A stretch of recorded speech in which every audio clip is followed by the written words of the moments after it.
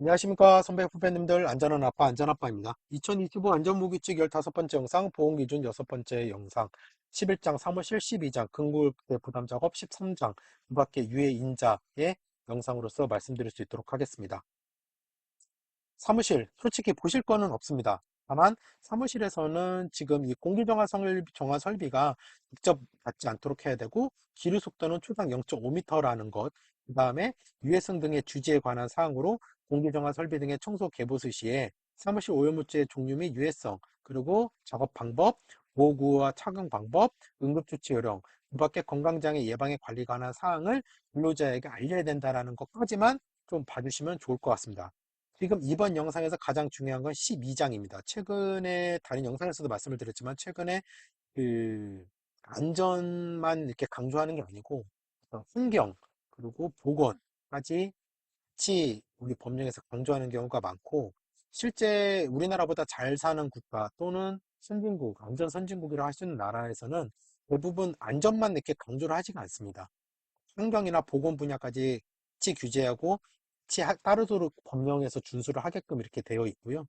최근에 우리나라도 그런 경향이 많이 지금 되고 있다고 저는 이제 현업에서 느끼고 있습니다. 공급업계 부담 작업 39조 1항 5호에 따른 작업인데, 작업량, 작업 속도, 작업 강도 및 작업장의 구조 등에 따라 고용노동부 장관이 정하는 고시하는 작업을 뜻한다라고 나와 있고요.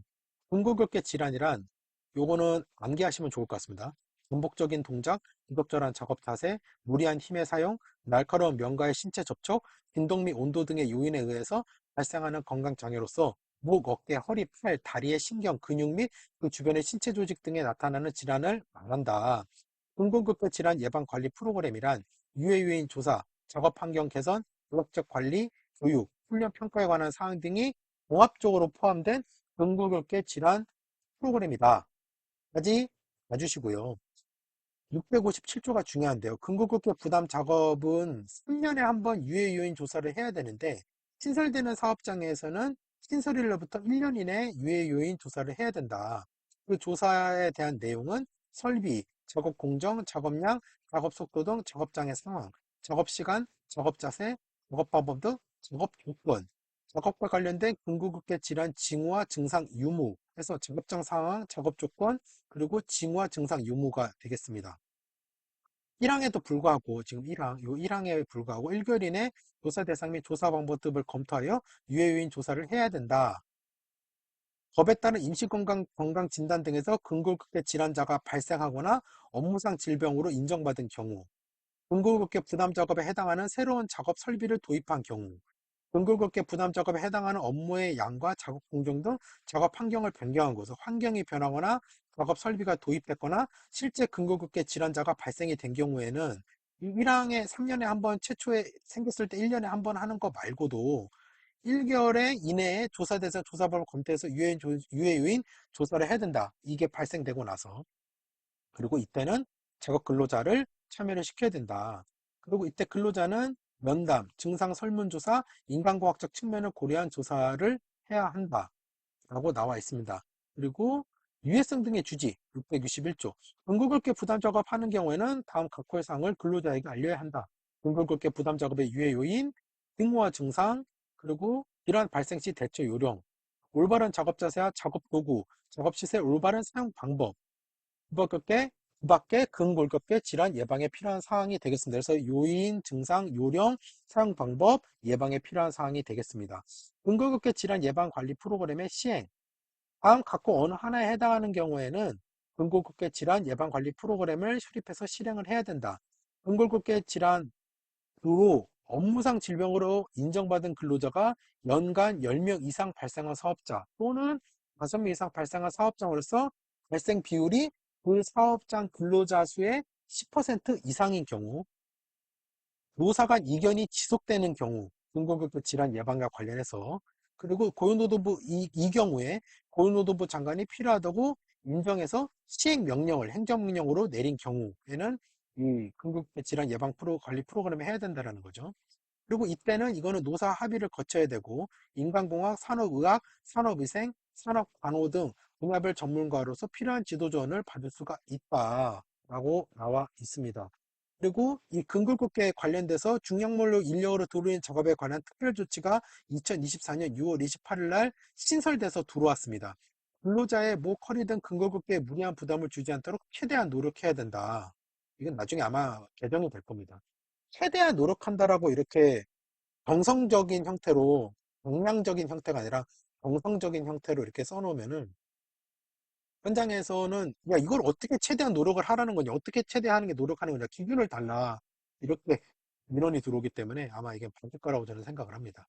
그리고 중량, 취급 빈도, 운반거리, 운반 속도 등의 부담을 주는 작업의 조건에 따라 작업 시간과 휴식 시간을 적정하게 배분을 해야 된다. 요거는 개정된 사항이기 때문에 요런 거 같은 게 나올 확률이 커요. 제가 봤을 때. 간단한 내용이지만. 그리고 이제 중량의 표시. 근로자가 5kg 이상의 중량물을 인력으로 들어올리는 작업을 하는 경우에는 다음 각호의 조치를 해야 된다. 물품 중량과 무게중심에 대해서 작업장 주변에 안내 표시를 할 것.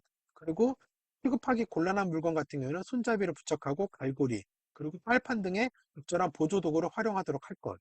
라고 나와 있습니다.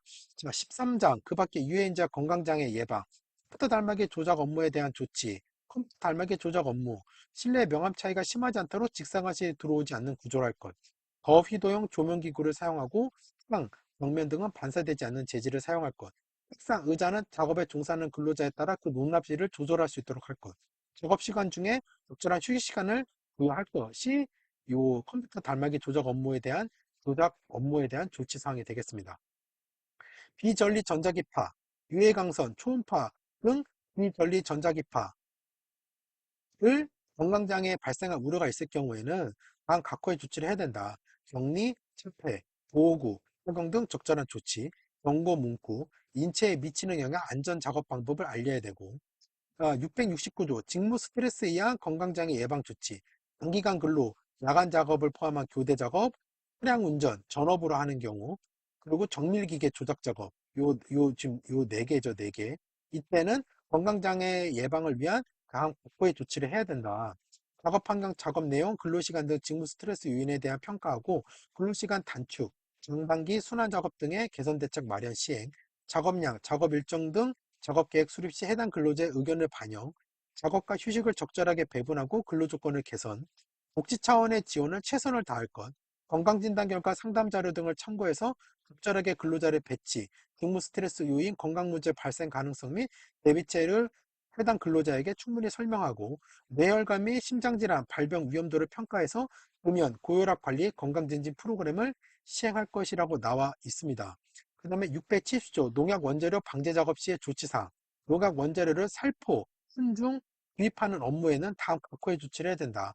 작업 시작 전 농약의 방제 기술과 지켜야 할 안전 조치에 대해 교육을 할 것, 방제기구에 농약을 넣는 경우 넘쳐 흐르거나 역류되지 않도록 할 것, 농약 원재료를 혼합하는 경우에 화학 반응 등 위험성이 있는지를 확인할 것, 농약 원재료를 취급하는 경우에 담배를 피우거나 음식물을 먹지 않도록 할 것, 방제기구에 막힌 분사구를 뚫기 위해서 입으로 불어내지 않도록 할 것, 농약 원재료가 들어있는 용기와 기기는 개방된 상태로 내버려 두지 않을 것, 압축 용기에 들어있는 농약 원재료를 취급하는 경우에 폭발 등 방지 조치를 할 것, 농약 원재료를 훈정하는 경우에 유해가스가 새지 않도록 할 것, 배합 작업하는 경우에는 특정 용기, 빨대기, 섞는 기구 등 배합 기구들의 사용 방법과 배합 비율 등을 근로자에게 알리고 농약 원자재의 분진이나 미스트 발생을 최소화하도록 해야 된다.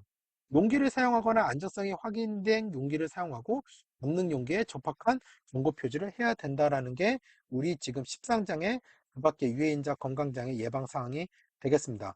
특수형태 근로종사자의 안전조치 및 보건조치는 제가 굳이 언급드리지 않고 넘어가도록 하겠습니다. 배달종사원이랑 보험판매원 등에 관한 내용인데 택배 하시는 분들 요 내용은 1차에서 한 문제 나올까 말까입니다. 그래서 요거는 제가 넘어가도록 하고요. 당연히 전 우리 보건, 안전 다 포함해가지고 2차에서도 이게 나올 확률은 상당히 적기 때문에 여기 제가 언급은 하지 않도록 하겠습니다. 그래서 이제 지금까지 제가 보건 기준을 말씀을 드렸고요.